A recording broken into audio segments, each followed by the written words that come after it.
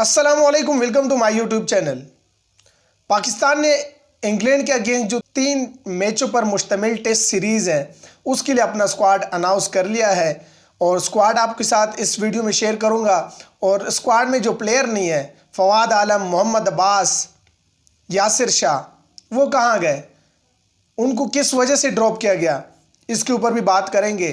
और सरफराज अहमद को स्क्वाड में इन किया है, इसके ऊपर भी बात करेंगे। हारिस रऊफ भी स्क्वाड के अंदर है, बाकी भी प्लेयर है, तो वो सारा स्क्वाड आपके साथ इस वीडियो में शेयर करूंगा।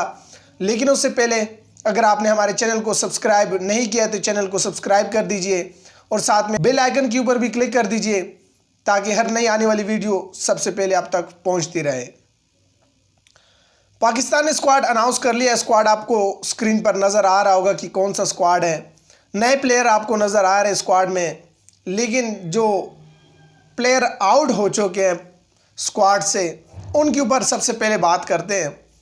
फवाद आलम स्क्वाड का हिस्सा नहीं है, मोहम्मद अब्बास भी स्क्वाड का हिस्सा नहीं है, यासिर शाह भी स्क्वाड का हिस्सा नहीं है। क्यों नहीं है? फवाद आलम को किस वजह से ड्रॉप किया गया? आखिरी टेस्ट सीरीज जो पाकिस्तान श्रीलंका के अगेंस्ट खेला था, उस सीरीज में फवाद आलम ने अच्छी परफॉर्मेंस नहीं दी थी। मैं मानता हूं, आप लोग भी जानते हो कि उस सीरीज में फवाद आलम ने जिस तरह से परफॉर्मेंस दी थी, अच्छी परफॉर्मेंस नहीं थी। लेकिन वाहिद फवाद आलम नहीं थे उस सीरीज में जिसने अच्छी परफॉर्मेंस नहीं दी थी। उस सीरीज में आपके बाकी भी बैट्समैन थे, उन्होंने भी अच्छी परफॉर्मेंस नहीं दी थी, जिसमें सबसे पहला नाम अजहर अली का आता है। अजहर अली साहब ने भी कोई परफॉर्मेंस नहीं दी थी। उसके अगेंस्ट, ऑस्ट्रेलिया के अगेंस्ट भी अजहर अली साहब ने भी कोई परफॉर्मेंस नहीं दी थी। तो जब फवाद आलम को आपने इसके ऊपर ड्रॉप कर दिया कि उस श्रीलंका की सीरीज में फ्लॉप हो गए, उसने अच्छी कारकर्दगी नहीं दिखाई, उसके बाद आपने उसको आउट कर दिया, टीम से बाहर कर दिया, तो अजहर अली की जगह अजहर अली को क्यों शामिल किया गया? तो अजहर अली की भी तो जगह नहीं बनती थी। फिर अगर आपने इतना स्ट्रिक्ट रहना है कि भाई जो परफॉर्मेंस करेगा वही टीम में रहेगा, अच्छी बात है, जो टीम परफॉर्मेंस करे वही टीम में रहे, लेकिन एक प्लेयर के लिए वही ये रूल और दूसरे के लिए दूसरा रूल, ऐसा तो नहीं चलेगा। आपको अगर ड्रॉप करना था तो दोनों को ड्रॉप कर लेना चाहिए था। अगर आपने रखना था तो दोनों को रखना था, क्योंकि फवाद आलम, आपको 10 साल आपने फवाद आलम को नहीं खिलाया। 10 साल खिलाने के बाद उसने जिस तरह से परफॉर्मेंस दी, न्यूजीलैंड के अंदर सेंचुरी मारी, पाकिस्तान के अंदर सेंचुरी स्कोर की, इंग्लैंड के अंदर जाके सेंचुरी स्कोर की है। वहां पर आपके न्यूजीलैंड के अंदर आपका कोई बैट्समैन 50 नहीं बना पा रहा था। शान मसूद, जिसको आपने टेस्ट सीरीज से टेस्ट टीम से ड्रॉप किया था, न्यूजीलैंड में वो 7-0 पे आउट हुआ था, 7-0 पे। उस कंडीशन के ऊपर, उन पिचेस के ऊपर फवाद आलम ने आपको सेंचुरी स्कोर करके दिया था। और आज जब स्क्वाड अनाउंस होता है इंग्लैंड के अगेंस्ट, तो वहां पर फवाद आलम का नाम नहीं है। क्यों नहीं है? कुछ समझ नहीं आ रहा कि क्यों नहीं है। आपको क्या लगता है कि किस वजह से ड्रॉप किया गया है? कमेंट सेक्शन में बता दीजिए। अब बात करते हैं यासिर शाह की। यासिर शाह को भी आपने पहले तो जब मिसबाह-उल हक कप्तान थे तो वो रेगुलर यासिर शाह को खिलाते रहे, यहाँ तक कि सरफराज अहमद भी जब कप्तान थे तो वो भी रेगुलर यासिर शाह को खिलाते रहे। लेकिन जैसे ही सरफराज अहमद टीम से बाहर हो गए, उसके बाद यासिर शाह हमें नज़र नहीं आए। थोड़ी सी एक सीरीज़ के लिए यासिर शाह को आपने जो है ना श्रीलंका की सीरीज़ के लिए स्क्वाड में शामिल किया था। वहाँ पर यासिर शाह ने कोई 5 विकेट तो नहीं ली थी, लेकिन छोटी छोटी परफॉर्मेंस दी थी। आपने यासिर शाह को ड्रॉप किया है। आपने नए स्पिनर को मौका दिया है, इब्रार अहमद, जाहिद महमूद, आपने इनको मौका दिया है, अच्छी बात है। और पाकिस्तान की कंडीशन के ऊपर मौका दिया है, बहुत ही अच्छी बात है, क्योंकि यहाँ पर अपने कंडीशन में ये खेलेंगे, इनके अंदर कॉन्फिडेंस आएगा और इंटरनेशनल क्रिकेट की थोड़ी सी इंफॉर्मेशन भी हो जाएगी। इंटरनेशनल क्रिकेट में बॉलर के ऊपर कितना प्रेशर होता है और इंटरनेशनल क्रिकेट का एक अलग प्रेशर होता है। तो अच्छी बात है, आपने नए प्लेयर को मौका दिया है। लेकिन क्या यासिर शाह को आपने मुस्तकिल तौर पर ड्रॉप कर दिया, बस आपके फ्यूचर प्लान में नहीं है? ये आपको बताना पड़ेगा कि आपके फ्यूचर प्लान में है या नहीं है। अगर आपके फ्यूचर प्लान में नहीं है तो ऐसा ना हो कि अगर यहाँ पर आपके ये स्पिनर, जो नए स्पिनर आपने खिलाए हैं, इन्होंने परफॉर्मेंस नहीं दी। ऐसा ना हो कि नेक्स्ट सीरीज़ में जो न्यूजीलैंड के अगेंस्ट आपने खेलनी है उसमें आप दोबारा यासिर शाह को टीम में शामिल कर दें, तो फिर आपको खुद भी समझ नहीं आ रहा होगा कि मैं क्या करूं।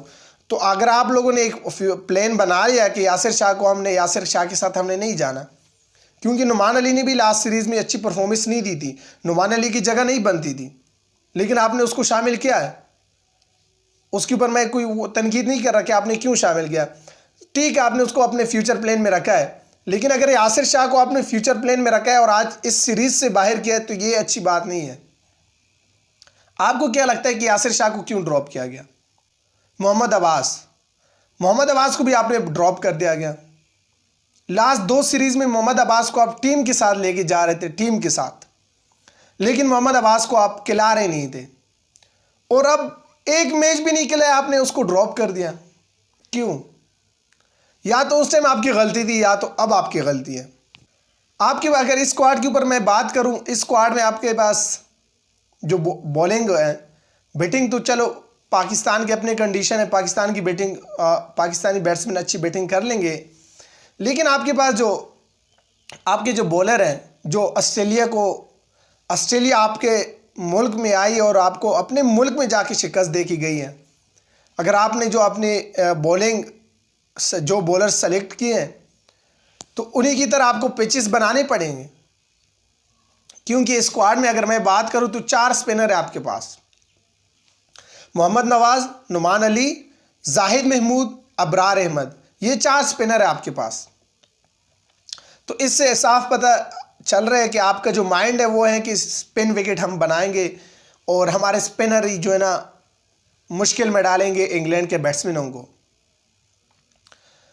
अगर आपने स्पिनर को खिलाया है तो आपको चाहिए कि स्पिन विकेट फिर बनाई जाए। ऐसा ना हो कि वहाँ पर फास्ट बॉलर से आप 25-25, 30-30 और कराते रहें।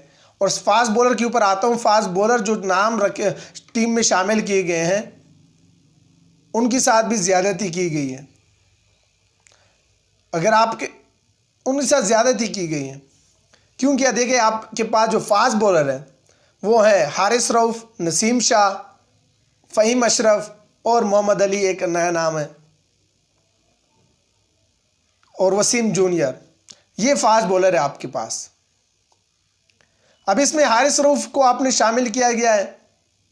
मैं ये नहीं कह रहा कि आपने हारिस रऊफ़ को गलत किया कि शामिल किया है, सही है, इसको टीम के साथ लेके जाए। ये ना हो कि उसको आप मैच के अंदर खिलाएं और उसके बाद उससे 30 और करवाएं।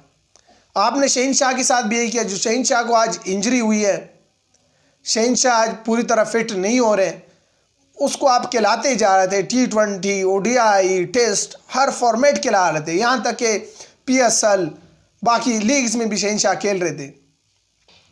अगर आपने हारिस रऊफ़ को टेस्ट स्क्वाड में शामिल किया गया है, हारिस रऊफ़ ने अच्छी परफॉर्मेंस दी है T20 वर्ल्ड कप में, लेकिन हारिस रऊफ़ को रेस्ट भी तो चाहिए ना। नेक्स्ट आपके PSL आ रहा है, फ्रेंचाइज तो उसको रेस्ट नहीं देंगे, आपको रेस्ट देना पड़ेगा उसको।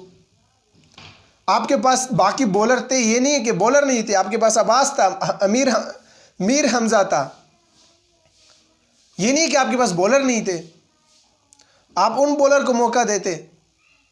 शाहनवाज दानी थे, उसको भी आपने स्क्वाड में नहीं रखा है। तो अगर हारिस रऊफ़ से आप 20 और करवाओगे तो फिर हारिस रऊफ़ का भी यही हाल होगा जो शहीन शाह का हुआ था। जो शहीन शाह अब भी बेंच पे हॉस्पिटल में भी है। अब देखते हैं कि वो न्यूजीलैंड की सीरीज़ में अवेलेबल होंगे या नहीं होंगे। इसी तरह से वसीम जूनियर को आपने स्क्वाड में शामिल किया गया है। अच्छा है, क्योंकि यंगस्टर है और उसको वैसे भी आप इतने ज़्यादा मैच अभी खिलाए नहीं है आपने, तो सही है, टेस्ट मैचेस भी खेले और भी अपने आप को ग्रो करे। अगर स्क्वाड की मैं पूरी आपको बताऊं कि स्क्वाड कितना अच्छा है, तो स्क्वाड इतना बुरा नहीं है। बस जो प्लेयर बाहर किए गए हैं, बस सिर्फ ये जो है ना PCB को अपना बताना होगा कि ये प्लेयर हमारे फ्यूचर प्लान में नहीं है। अगर इन्हीं प्लेयर को न्यूजीलैंड के अगेंस्ट आप शामिल करते हो तो फिर आपकी गलती है। फिर तो या आप अभी गलती कर रहे हो या उस टाइम गलती करोगे। तो ये जो है ना PCB को बताना होगा। बाकी स्क्वाड के बारे में आपकी क्या राय है और कौन से प्लेयर को शामिल होना चाहिए था, अपनी राय कमेंट बॉक्स में दे दीजिए और मुझे इजाज़त दीजिए। अल्लाह हाफिज़।